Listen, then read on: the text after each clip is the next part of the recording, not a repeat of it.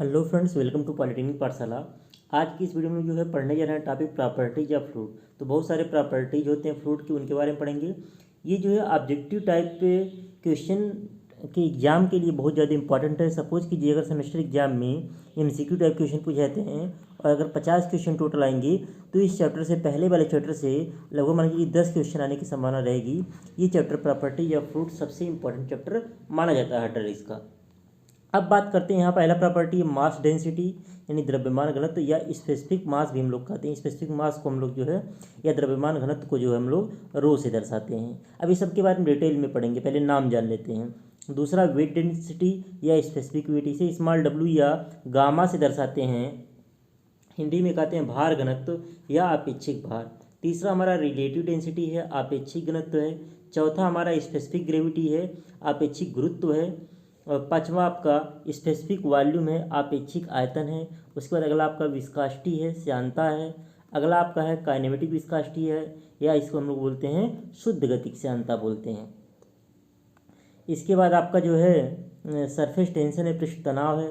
अगला आपका bulk modulus के एंड कंप्रेसिबिलिटी, इस हिंदी में बोलते हैं आयतन मापांक, या और कंप्रेसिबिलिटी को बोलते हैं संपीड्यता। और अगला आपका है वेपर प्रेशर। अगला आपका क्या है? Vapour pressure. वेपर प्रेशर आपके सिलेबस में नहीं है, लेकिन इससे भी एमसीक्यू टाइप क्वेश्चन बनते हैं और आगे इसका यूज होगा। इस वजह से मैं यहीं पे आपको वेपर प्रेशर और कैविटेशन के बारे में भी बताते हुए चलूँगा। अब बात करते हैं पहली प्रॉपर्टी हमारी डेंसिटी। देखिए यहाँ पे जो आपका अभी बीटीयूपी द्वारा जो नोटिस आया उसके अकॉर्डिंग आपका जो एग्जाम होगा ये एमसीक्यू टाइप होगा। तो ये बैच जो है एमसीक्यू टाइप क्वेश्चन को बेस्ड मान करके पढ़ाया जा रहा है कि आपको सब्जेक्टिव टाइप का एग्जाम नहीं देना। तो आपको डिफिनीशंस नहीं लिखना है, ओनली समझना। इस नाते मैं चीज़ों को इंग्लिश में लेकर के चल रहा हूँ, क्योंकि जो अगर प्रैक्टिस करवाऊँगा एमसीक्यू टाइप का तो वो भी आपका क्वेश्चन इंग्लिश में रहेगा। तो अभी से थोड़ा थोड़ा इंग्लिश आप लोग सीख भी जाएंगे। और अगर लिखना नहीं है, ओनली समझना है, तो इंग्लिश पढ़ने में बहुत ज़्यादा दिक्कत नहीं होगी। समझने का बस थोड़ा सा प्रयास करिएगा, 2-3 वीडियो के बाद आपको कंप्लीटली समझ में आने लगेगा। अब बात करते हैं डेंसिटी। डेंसिटी को हिंदी में हम लोग क्या कहते हैं? हिंदी में हम लोग कहते हैं घनत्व। अब घनत्व की परिभाषा क्या है? Amount of matter contained by unit volume of substance, यानी किसी पदार्थ के इकाई आयतन में, किसी पदार्थ की इकाई आयतन में उपस्थित पदार्थ की मात्रा को हम लोग क्या कहते हैं? घनत्व कहते हैं। और घनत्व दो टाइप का होता है, एक मास डेंसिटी होता है, एक वेट डेंसिटी होता है। तो डेंसिटी बराबर क्या है? Amount of matter upon volume.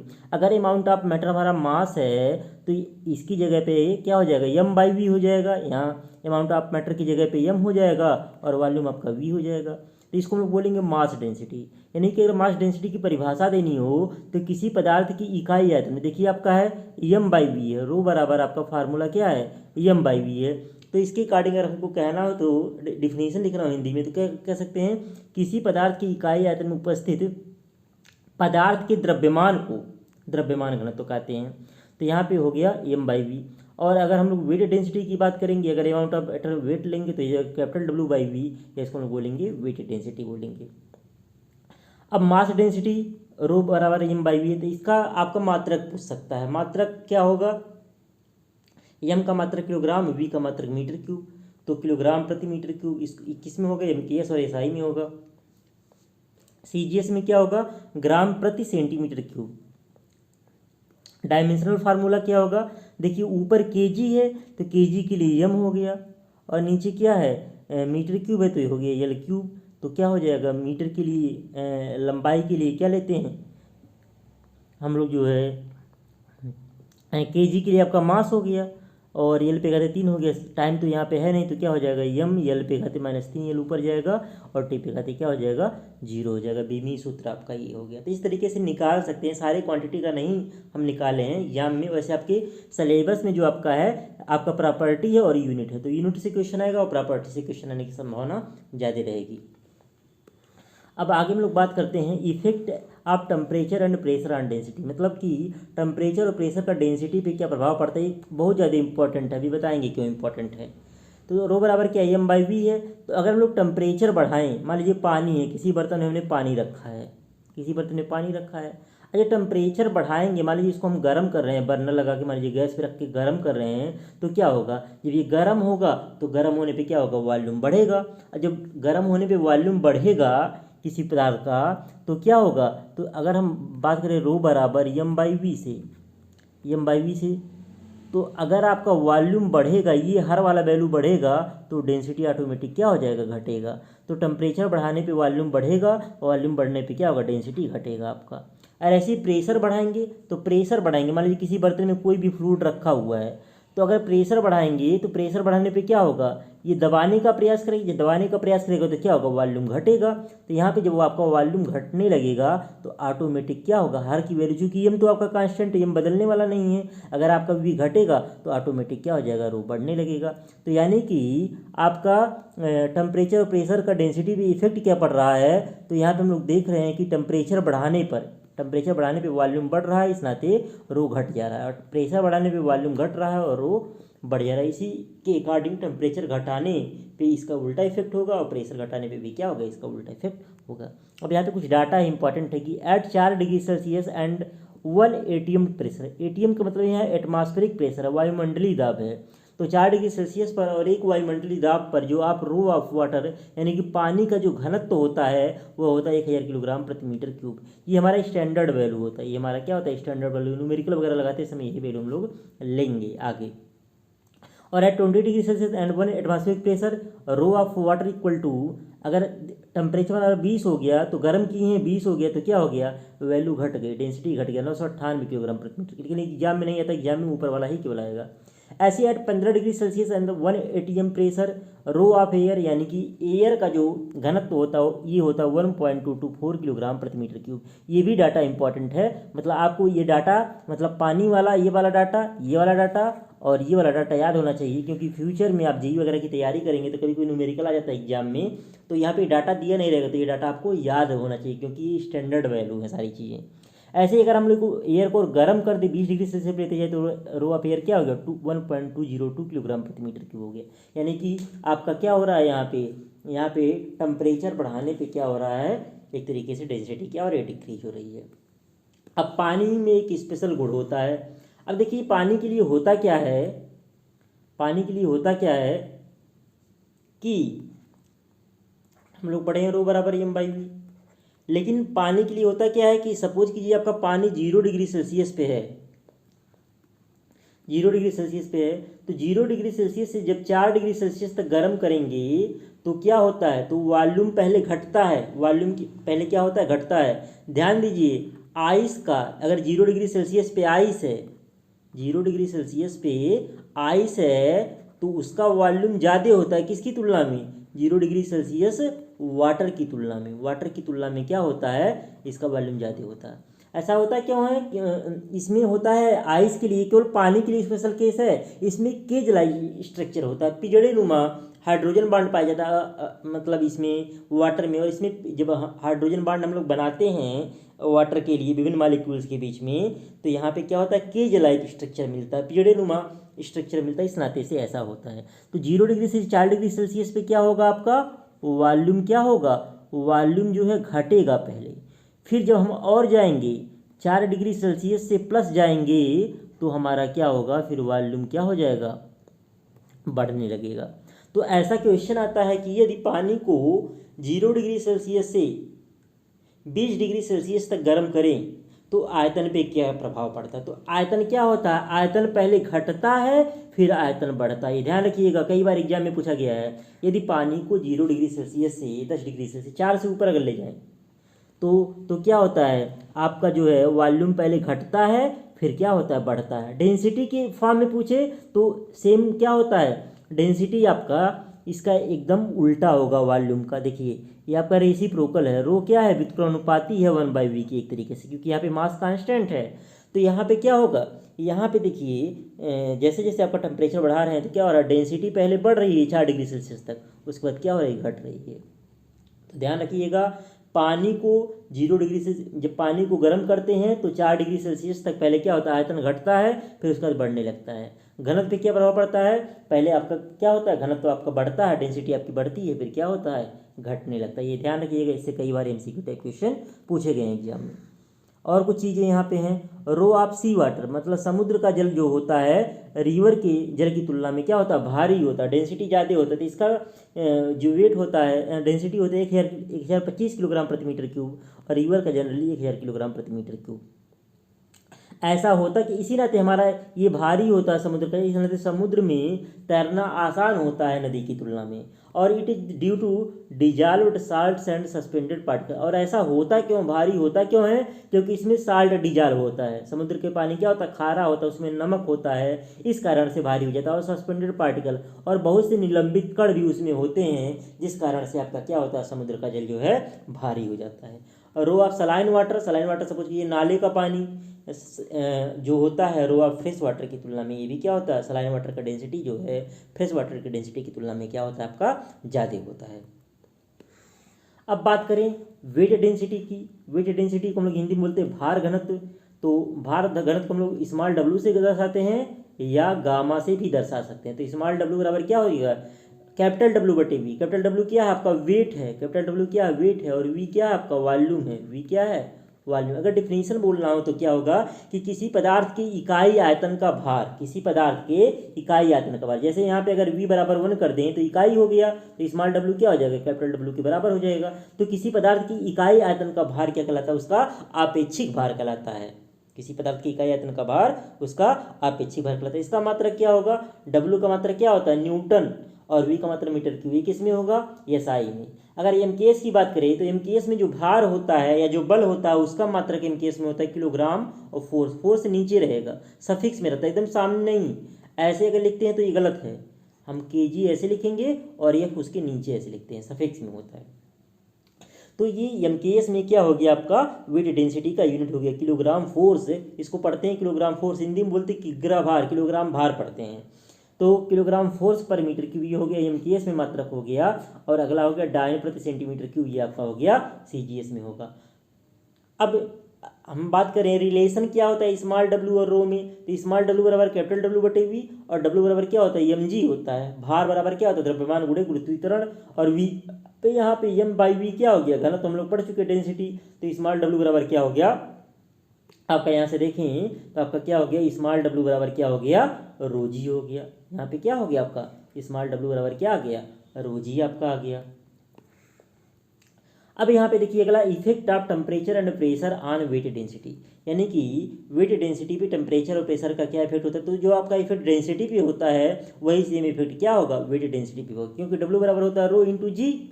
अब रो किस पे डिपेंड करता है, टेम्परेचर और प्रेशर पे, और जी किस पे डिपेंड करता है, लोकेशन पे।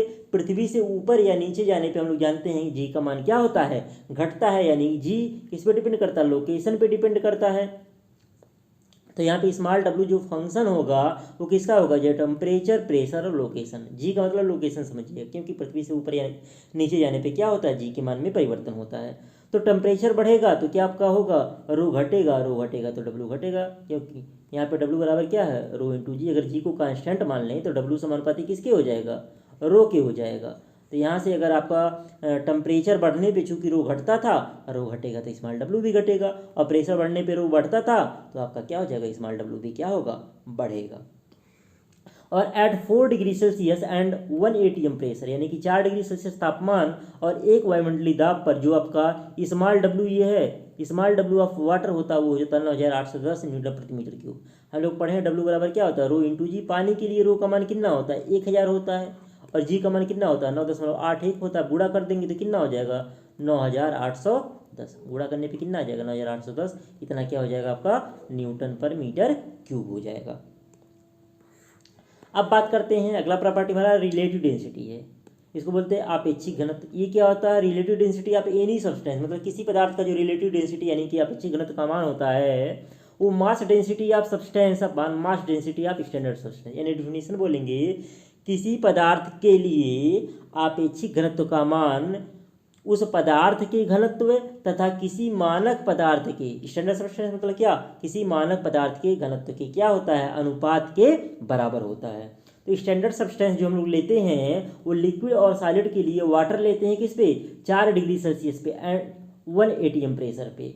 और हम लोग अगर गैस की बात करें तो एयर या H2 लेते हैं एट STP पे। STP मतलब स्टैंडर्ड टेम्परेचर एंड प्रेशर।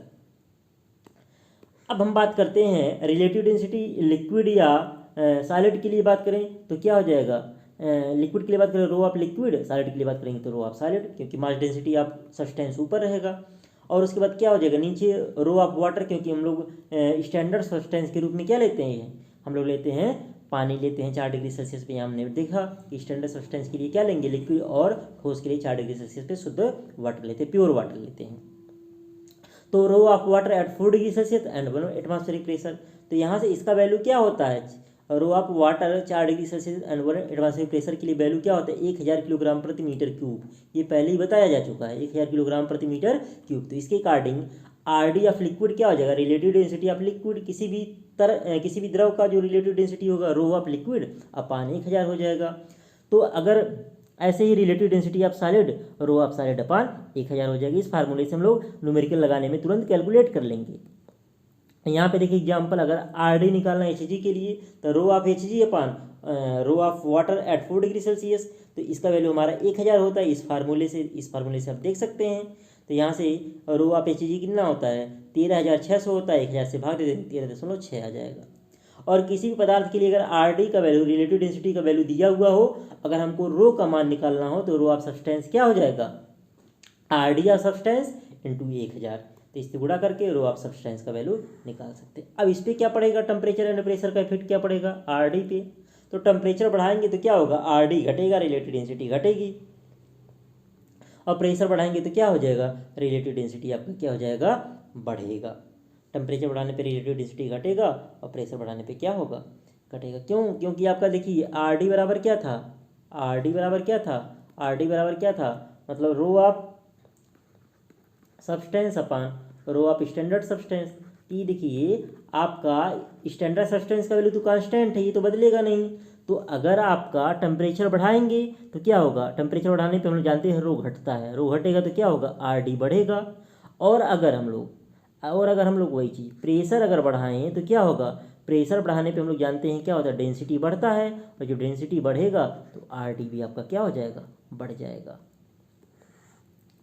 अब अगर हम लोग बात करें अगर हम लोग अब, तो यहाँ पे देखिए स्पेसिफिक ग्रेविटी अगली प्रॉपर्टी है। इसे बुक में एक ही दिया रहता है, स्पेसिफिक ग्रेविटी दिया रहता है, रिलेटिव डेंसिटी नहीं दिया था, लेकिन दोनों में संबंध क्या होता है आप समझ लीजिएगा अच्छे से, बहुत कन्फ्यूजन होता है, हिंदी वाले बुकों में गलत दिया होता है। स्पेसिफिक ग्रेविटी को हम लोग बोलते हैं अपेक्षिक गुरुत्व बोलते हैं। ये क्या होगा, इसको हम लोग यस से दर्शाते हैं। यस ऑफ सब्सटेंस मतलब किसी पदार्थ का अपेक्षिक गुरुत्व जो होता है उस पदार्थ के आपका भार घनत्व, इस वेट डेंसिटी मतलब क्या, भार घनत्व तथा किसी मानक पदार्थ के भार घनत्व के अनुपात के बराबर होता है। तो यस ऑफ सब्सटेंस क्या हो जाएगा, weight density of substance upon weight density of standard substance. तो यस ऑफ सब्सटेंस क्या हो जाएगा, डब्लू, वेट डेंसिटी को हम लोग डब्लू से दर्शाते हैं, भार घनत्व को, या अपेक्षिक भार भी कहते हैं, अपेक्षिक भार कहिए या भार घनत्व कहिए। तो यहाँ पे डब्ल्यू ऑफ सब्सटेंस हो गया, डब्ल्यू ऑफ स्टैंडर्ड सब्सटेंस हो गया। तो यहाँ पे डब्ल्यू बराबर क्या होता है, रो इंटू जी, जी तो आपका कांस्टेंट रहता है, तो rho of substance into g, और rho of standard substance into g. तो रो ऑफ सब्सटेंस और rho of standard substance, g से जी आपका क्या हो गया, कैंसिल हो गया। तो ये क्या था, यही आपका क्या था, आर डी था। तो यहाँ से हमने देखा कि स्पेसिफिक ग्रेविटी और रिलेटिव डेंसिटी क्या, दोनों न्यूमेरिकली एक दूसरे के इक्वल हैं। डिफिनीशन अलग अलग है, परिभाषा अलग अलग है। हिंदी वाले बुकों में दोनों को एक ही बोल दिया है, लेकिन दोनों की परिभाषाएं अलग अलग हैं, लेकिन दोनों क्या न्यूमेरिकली इक्वल हैं। तो सो हम लोग इस प्रकार से कह सकते हैं कि वी कैन से, मतलब इस प्रकार से हम कह सकते हैं दैट कि आर डी मतलब relative density and specific gravity यानी अपेक्षिक गुरुत्व बोथ आर न्यूमेरिकली इक्वल, दोनों न्यूमेरिकली क्या होते हैं, इक्वल होते हैं, न्यूमेरिकली बराबर होते हैं।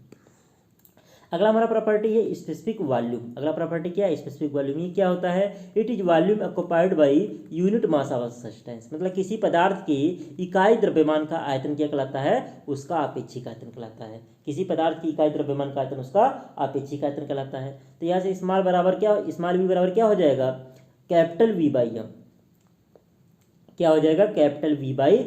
देखिए डिफिनीशन में जिसके आगे स्पेसिफिक लग जाएगा वो हमेशा ऊपर रहेगा, जिसके ऊपर जिसके आगे डेफिनेशन लग जाएगा स्पेसिफिक, वो हमेशा क्या, जैसे स्पेसिफिक वॉल्यूम है तो आपका क्या हो जाएगा, वी ऊपर रहेगा और एम क्या हो जाएगा, नीचे रहेगा। तो स्मॉल वी बराबर कैपिटल वी बाई एम, और अगर वी को नीचे लाए तो 1/m/v, और m/v क्या होता है, रो होता है, तो 1/रो। यानी कि स्पेसिफिक वॉल्यूम और डेंसिटी दोनों एक दूसरे के क्या होते हैं, रेसिप्रोकल होते हैं, दोनों एक दूसरे के व्युत्क्रम होते हैं। यहाँ से आपका क्या है, वी समानुपाती है किसके, 1/रो के, एक तरीके से बराबर ही है, समानुपाती नहीं बराबर ही है 1/रो के। तो दोनों एक दूसरे के क्या होते हैं, व्युत्क्रमानुपाती होते हैं।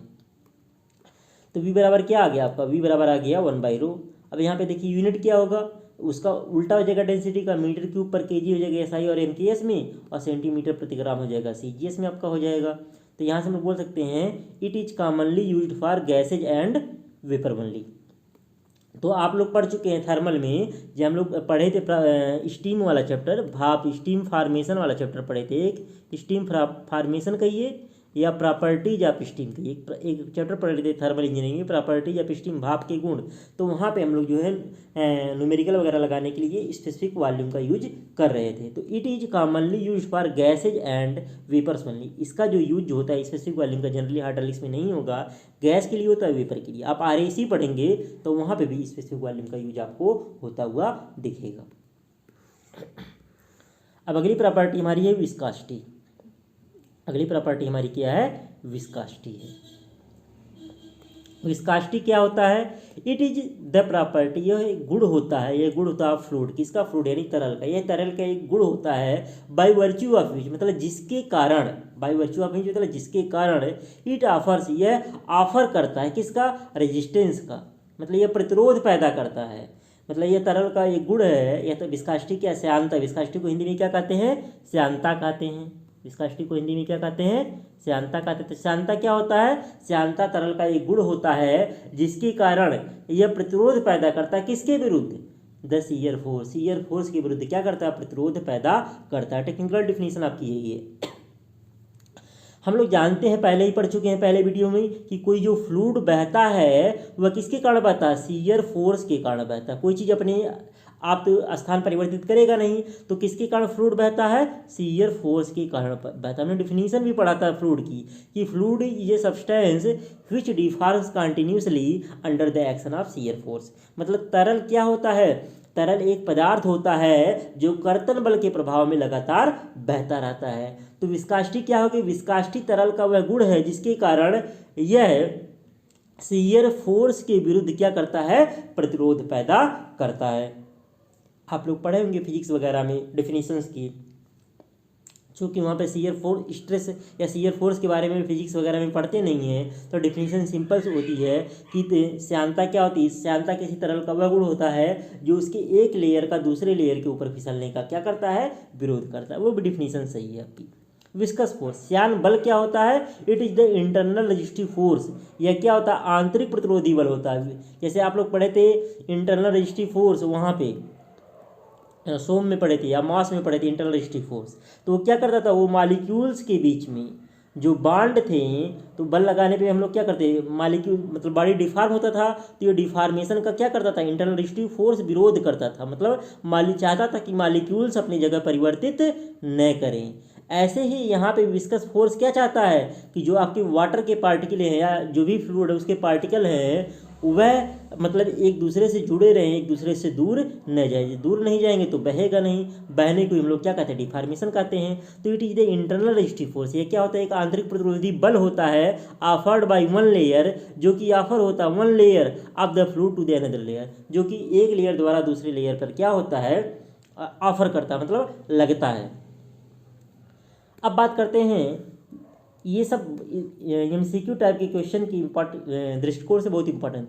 जो विस्कोसिटी आपका ये कारण होता है, ये कारण होता है, और विस्कस फोर्स क्या होता है, इफेक्ट होता है। कहने का मतलब विस्कोसिटी के कारण, विस्कोसिटी के कारण क्या होता है, विस्कस फोर्स आपका पैदा होता है। अगर द्रव में या किसी फ्लूइड में विस्कोसिटी नामक प्रॉपर्टी न हो तो विस्कस फोर्स पैदा नहीं होगा। अब देखिए, फॉर स्टैटिक फ्लूइड, अगर कोई फ्लूइड रुका हुआ है, कोई फ्लूइड रुका हुआ, मान लीजिए कि बर्तन में कोई पानी है, तो हम लोग टेक्निकल में ऐसे दर्शाते हैं, ऐसे दर्शा देंगे, मतलब पानी भरा हुआ है। छोटे क्लासों में आप लोग ऐसे दर्शाते थे, ऐसे पूरा दिखाते थे, पूरा दिखाने की आवश्यकता नहीं है। स्टैटिक फ्लूइड के लिए क्या होगा, viscosity is not equal to zero, क्यों, क्योंकि विस्कासिटी प्रॉपर्टी है। अगर तरल है, रियल फ्लूइड की प्रॉपर्टी हमने पढ़ाया था पहले वीडियो में, रियल फ्लूइड क्या होते हैं, रियल फ्लूइड आपकी विस्कस होते हैं, रियल फ्लूइड विस्कस होते हैं और क्या होते हैं, कंप्रेसिबल होते हैं। क्या होते हैं, कंप्रेसिबल होते हैं रियल फ्लूइड। और आइडियल क्या था, आइडियल आपका नॉन विस्कस था और क्या था, इनकम्प्रेसिबल था। तो अगर फ्लूइड आपका है तो आपका विस्कोसिटी नामक प्रॉपर्टी जरूर होगी रियल फ्लूइड के अंदर। तो अगर फॉर स्टैटिक फ्लूइड मतलब किसी बर्तन में कोई द्रव रखा हुआ है तो विस्कोसिटी क्या होगी, जीरो होगी, मतलब इसमें विस्कोसिटी जीरो नहीं होगी। क्यों, क्योंकि विस्कोसिटी प्रॉपर्टी है, अगर द्रव है, तरल है तो विस्कोसिटी होगा। लेकिन चूंकि यह बह नहीं रहा है, जब बहेगा तभी विस्कस फोर्स पैदा होगा, जब बहेगा तभी विस्कस फोर्स पैदा होगा। बहेगा कब, जब शियर फोर्स अप्लाई होगा। जैसे मॉस में पढ़े थे, जब किसी बॉडी पे हम लोग फोर्स लगाते थे तो इसमें क्या होता है, एक रजिस्टिव फोर्स पैदा होता था जिसे हम लोग बोलते हैं इंटरनल रजिस्टिव फोर्स। ऐसे द्रव है तो शियर फोर्स के प्रभाव में बहेगा, बर्तन में तो नहीं बहेगा। जब बहता तो इसमें शियर फोर्स पैदा होता द्रव पे, जब शियर फोर्स पैदा होता तो उसमें इंटरनल रजिस्टिव फोर्स आता और वही इंटरनल रजिस्टिव फोर्स आपका क्या होता, विस्कस फोर्स होता।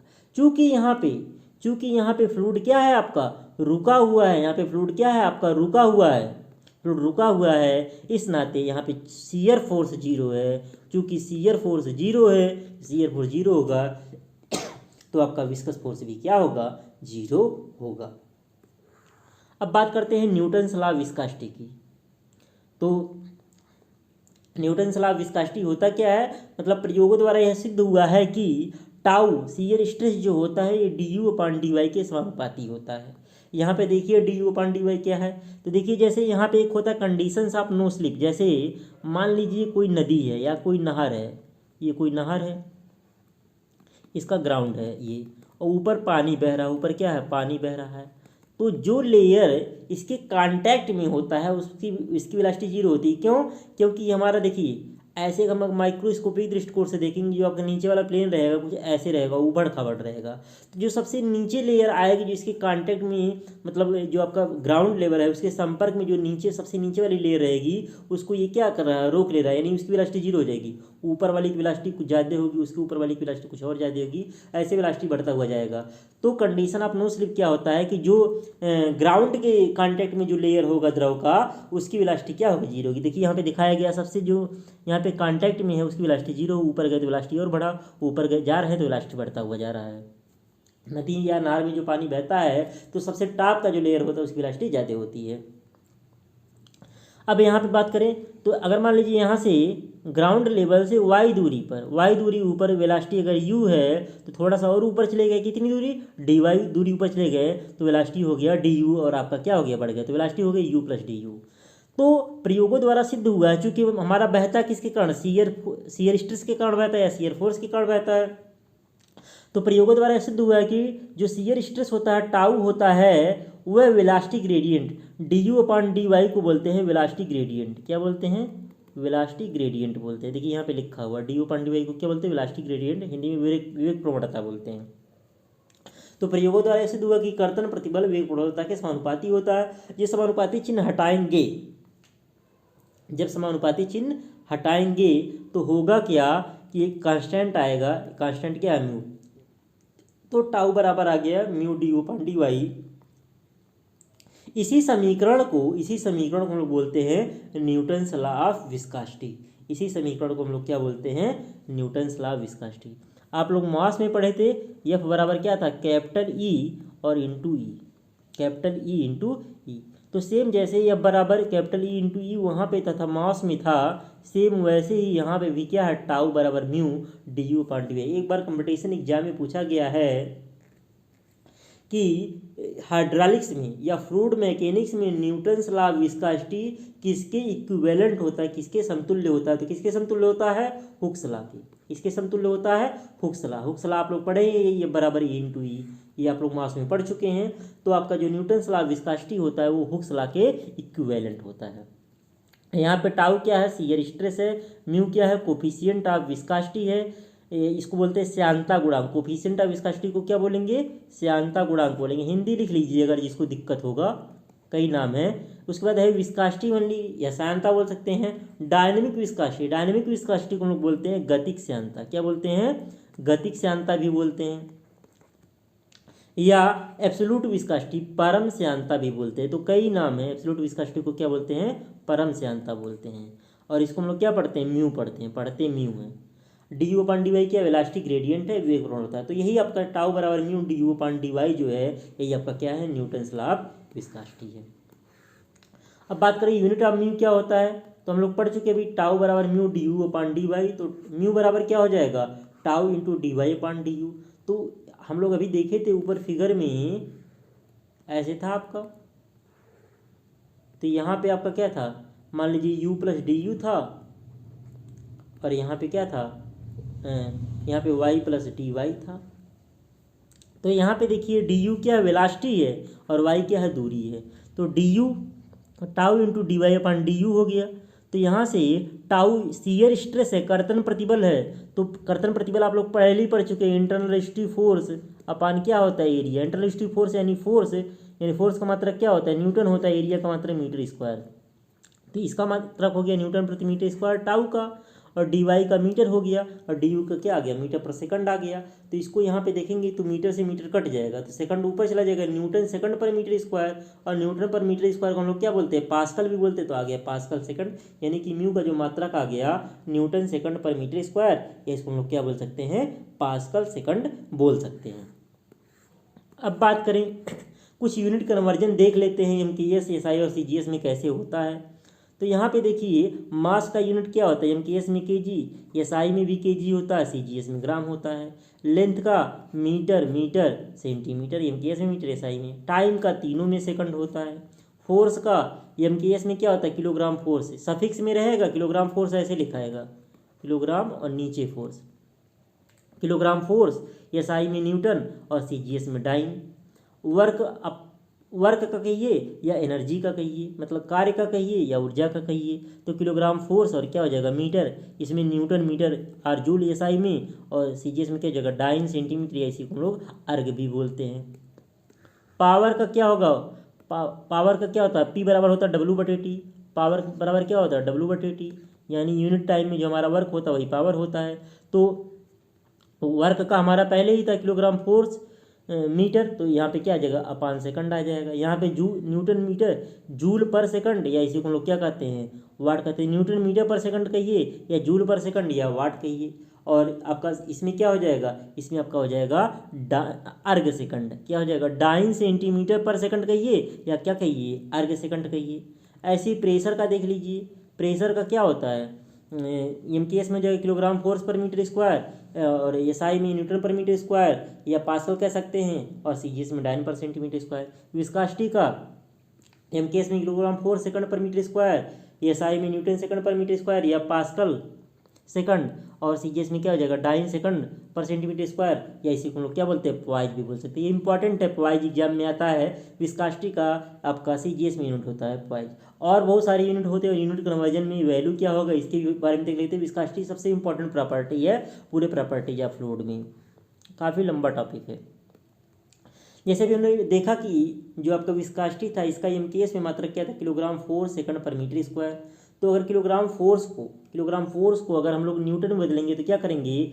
9.8 जी से मल्टीप्लाई करते हैं, 9.8 से मल्टीप्लाई करेंगे तो हो जाएगा 9.81 न्यूटन सेकंड पर मीटर स्क्वायर।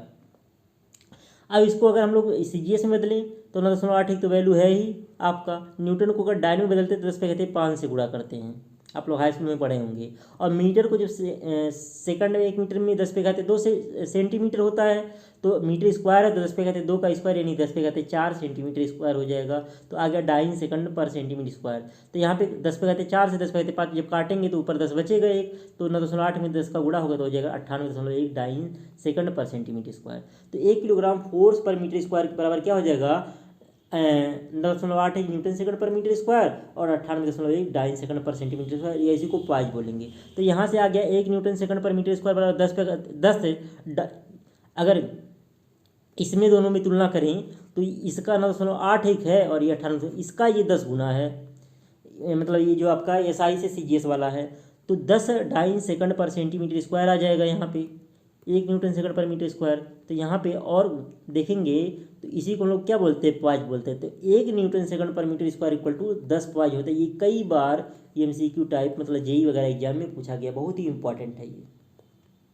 और भी यूनिट होता है इसका, और भी यूनिट है एग्जाम में पूछा गया है। जैसे 1 किलोग्राम फोर्स सेकंड पर मीटर स्क्वायर, या एक मात्रक और होता है किलोग्राम अपान मीटर सेकंड, और बराबर ये वैल्यू अभी आप लोगों ने देखा ही था, इसको हम लोग पास्कल सेकंड कहते हैं। और ऐसे सीजीएस में डाइन सेकंड पर सेंटीमीटर स्क्वायर या पॉइज, या एक मात्रक और आ गया ग्राम अपान सेंटीमीटर सेकंड। ये मात्रक कहाँ से आया देखते हैं।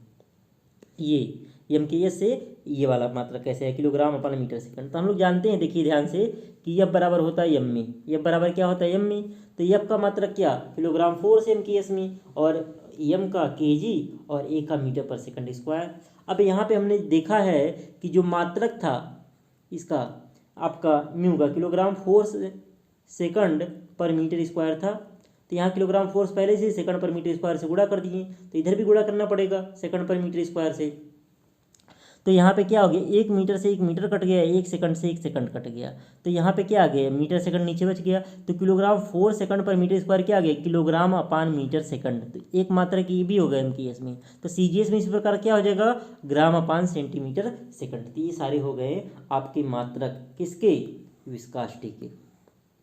और कुछ डाटा है, देख लीजिए कि 20 डिग्री सेल्सियस पे, at 20 degree Celsius mu of water, मतलब पानी के लिए जो म्यू का मान होता है वो होता है 10 पे घाते -3 न्यूटन सेकंड पर मीटर स्क्वायर। ये पानी के लिए होता है वैल्यू। 10 पे घाते -3 में अगर 10 का गुणा कर देंगे तो पॉइज में कन्वर्ट हो जाएगा। तो 10 पे घाते -2 पॉइज हो गया, या इसको हम लिख सकते हैं 1/100 पॉइज। तो 1/100 पॉइज को हम लोग क्या कर सकते हैं, 100 से भाग देते तो सेंटी आता है। तो at 20 degree Celsius mu of water हो गया 1 सेंटी पॉइज। ये भी डाटा इंपॉर्टेंट है, ये भी कंपटीशन एग्जाम में पूछा जाता है, MCQ टाइप जेई वगैरह में। अब यहाँ पे कुछ चीज़ और देख लीजिए, म्यू ऑफ जो आपका वाटर होता है, म्यू ऑफ वाटर जो होता है वो होता है 50 से 55 times of mu of air. ये डाटा तो इंपॉर्टेंट था ही। म्यू ऑफ वाटर जो होगा म्यू ऑफ एयर से ज़्यादा होगा। म्यू ऑफ HG जो होगा म्यू ऑफ वाटर से। म्यू का मतलब श्यानता, मतलब जितना गाढ़ापन कह सकते हैं। म्यू का मतलब श्यानता का मतलब गाढ़ापन कह सकते हैं। जो जितना गाढ़ा होगा उसमें उतना ही ज़्यादा क्या होगा, विस्कोसिटी की प्रॉपर्टी होगी। म्यू ऑफ वाटर जो होगा म्यू ऑफ पेट्रोल से ज़्यादा होगा। तो यहाँ पे एक सीरीज है कि म्यू ऑफ कास्टर ऑयल जो होता है म्यू ऑफ क्रूड ऑयल से भारी हो, तो मतलब विस्कोसिटी ज़्यादा होती है। और क्रूड ऑयल का वाटर से, और वाटर का पेट्रोल से, पेट्रोल का एयर से। अब और चीज़ देख लेते हैं, यहाँ से भी MCQ बहुत ज़्यादा पूछता है, काज ऑफ विस्कोसिटी। विस्कोसिटी का कारण क्या है, कोहेसन होता है और मालिकुलर मोमेंटम एक्सचेंज या मालिकुलर मास एक्सचेंज होता है। दो चीज़ होते हैं विस्कोसिटी के कारण। तो लिक्विड की बात करें, लिक्विड में कोहेसन फोर्स ज़्यादा होता है, सहसंजन बल ज़्यादा होता है। लिक्विड के जो मालिक्यूल्स होते हैं उनके बीच सहसंजन बल, दो समान पदार्थों के अणुओं के बीच लगने वाले बल को सहसंजन बल कहते हैं, और दो असमान पदार्थों के अणुओं के बीच लगने वाले बल को आसंजन बल कहते हैं। सहसंजन को हम लोग कोहेसन कहते हैं, और आसंजन को एहेसन बोलते हैं। आगे हम लोग पढ़ेंगे।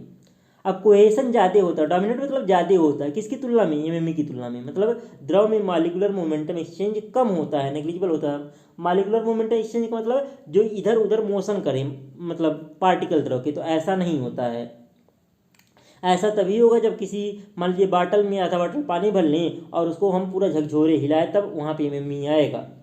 लेकिन वैसे कोई द्रव बह रहा है तो वहाँ पे एमएमई की मान नेग्लिजिबल होता है, कोहेसन ही आपका होता है। तो viscosity in liquids is due to cohesion only, यानी कि ये भी इंपॉर्टेंट है कि जो आपका विस्कोसिटी होता है, मतलब लिक्विड में जो विस्कोसिटी होता है किसके कारण होता है, कोहेसन के कारण होता है। लेकिन गैस की बात करें तो गैस में सहसंजन बल नहीं पाया जाता, क्योंकि गैस के अणु एक दूसरे से दूर भागते हैं, उसके मालिक्यूल पास पास नहीं रहते हैं।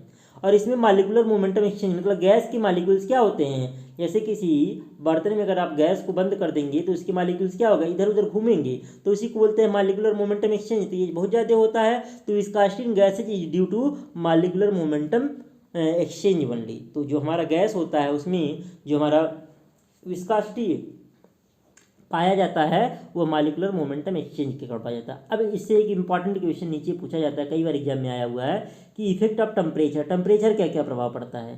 तो अगर हम लोग देखें तो टेम्परेचर बढ़ाएंगे, मान लीजिए पानी है तो पानी क्या होगा, वॉल्यूम बढ़ेगा, मालिक्यूल्स दूर दूर जाएंगे, क्या होगा, मालिक्यूल्स दूर दूर जाएंगे। तो मालिक्यूल्स अगर दूर दूर जा रहे हैं तो आसानी से बहेगा। कोई भी द्रव अगर गर्म करते हैं तो हल्का होगा, जब हल्का होगा तो आसानी से बहेगा। तो टेम्परेचर बढ़ाने पे क्या हो जाएगा, आपकी विस्कोसिटी क्या हो जाएगी, घट जाएगी। तो लिक्विड के लिए देखिए ये ग्राफ बना हुआ है म्यू और टी के बीच में, टेम्परेचर और म्यू के बीच में। तो जैसे जैसे टेम्परेचर बढ़ता जा रहा है, जैसे जैसे टेम्परेचर बढ़ता जा रहा है वैसे वैसे लिक्विड के लिए क्या हो रहा है, विस्कोसिटी जो है घटती जा रही है। लेकिन अगर गैस की बात करें वहीं, तो गैस के लिए जैसे जैसे टेम्परेचर बढ़ाएंगे तो टेम्परेचर बढ़ाने पे क्या होगा, टेम्परेचर बढ़ाने पे क्या होगा, एम बढ़ेगा, मालिकुलर मोमेंटम एक्सचेंज बढ़ेगा, क्योंकि मालिक्यूल्स इधर उधर गति करने लगेंगे। और जब एम बढ़ेगा तो आपका क्या हो जाएगा, विस्कोसिटी क्या हो जाएगा, बढ़ जाएगा। तो ये बात लीड एग्जाम में आया हुआ है 2020 में, और कई बार जेईई में पूछा गया है कि टेम्परेचर का गैस की विस्कोसिटी पे क्या प्रभाव पड़ता है। तो देखिए अगर लिक्विड की बात करें तो लिक्विड की अगर हम लोग बात करें, लिक्विड के लिए टेम्परेचर बढ़ाएंगे तो क्या होगा, टेम्परेचर बढ़ाने से कोहेशन संयोजन क्या होगा, घटेगा। और जब कोहेशन घटेगा तो आपका क्या हो जाएगा, म्यू जो है घट जाएगा। लेकिन अगर हम लोग गैस की बात करें तो अगर टेम्परेचर बढ़ा रहे हैं तो क्या होगा, एम बढ़ेगा, एम बढ़ेगा। और अगर एम बढ़ती है तो म्यू भी क्या हो जाएगा, बढ़ जाएगा, आपका क्या हो जाएगा, बढ़ जाएगा। तो टेम्परेचर बढ़ाने पे कोहेशन घट रहा है और टेम्परेचर बढ़ाने पे एम बढ़ रहा है। तो यहाँ से अगर हम लोग बात करें तो लिक्विड के लिए क्या होगा, टेम्परेचर बढ़ाएंगे तो कोहेशन घटेगा, म्यू घटेगा। गैस के लिए टेम्परेचर बढ़ाएंगे, एम बढ़ेगा तो म्यू क्या हो जाएगा, बढ़ेगा। ऐसे प्रेशर की बात करते हैं, प्रेशर बढ़ेगा, कोहेशन बढ़ेगा, प्रेशर बढ़ेगा, एम भी बढ़ेगा। तो प्रेशर लिक्विड के लिए प्रेशर बढ़ाएंगे, कोहेशन भी बढ़ेगा, म्यू भी बढ़ेगा। गैस के लिए प्रेशर बढ़ाएंगे, एम भी बढ़ेगा और म्यू भी बढ़ेगा। अब बात करते हैं काइनेमेटिक विस्कोसिटी की। काइनेमेटिक विस्कोसिटी क्या होता है, तो काइनेमेटिक विस्कोसिटी को लोग बोलते हैं शुद्ध गतिक श्यानता। इसको हिंदी में क्या बोलते हैं, शुद्ध गतिक श्यानता। हिंदी में पढ़ते हैं न्यू, इसको पढ़ते हैं संकेत को न्यू पढ़ते हैं। तो न्यू बराबर होता है म्यू बाई रो।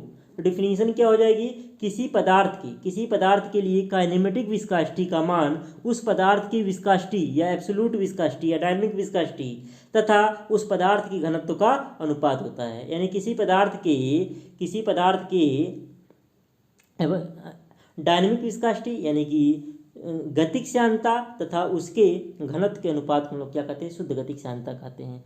यूनिट क्या होता है इसका, यूनिट इसका हो जाएगा मीटर स्क्वायर पर सेकंड होता है एसआई और एमकेएस में, और सीजीएस में होता है सेंटीमीटर स्क्वायर पर सेकंड आर स्टोक होता है। इसको आप निकाल भी सकते हैं। निकाल कैसे सकते हैं, न्यू बराबर जैसे हम लोग पढ़ चुके हैं म्यू के लिए, कि म्यू के लिए भी हम लोग पढ़े हैं एक आसानी से किलोग्राम अपान मीटर सेकंड, और रो के लिए क्या हो जाएगा, किलोग्राम प्रति मीटर क्यूब, क्या हो जाएगा, किलोग्राम प्रति मीटर क्यूब। तो यहाँ से देखेंगे किलोग्राम से किलोग्राम कट जाएगा, मीटर क्यूब ऊपर जाएगा, मीटर क्यूब ऊपर जाएगा, अपान आ जाएगा मीटर स्क्वायर सेकंड। तो एक मीटर स्क्वायर से ही ये कटेगा तो ये आपका मीटर सेकंड मीटर से 1 मीटर कट जाएगा तो ऊपर बच जाएगा मीटर स्क्वायर, नीचे बच जाएगा सेकंड। तो इसका मात्रक मीटर स्क्वायर पर सेकंड किस में होगा, एसआई में और एमकेएस दोनों में, और सीजीएस में हो जाएगा सेंटीमीटर स्क्वायर पर सेकंड। ऐसी को हम लोग स्टोक्स बोलते हैं।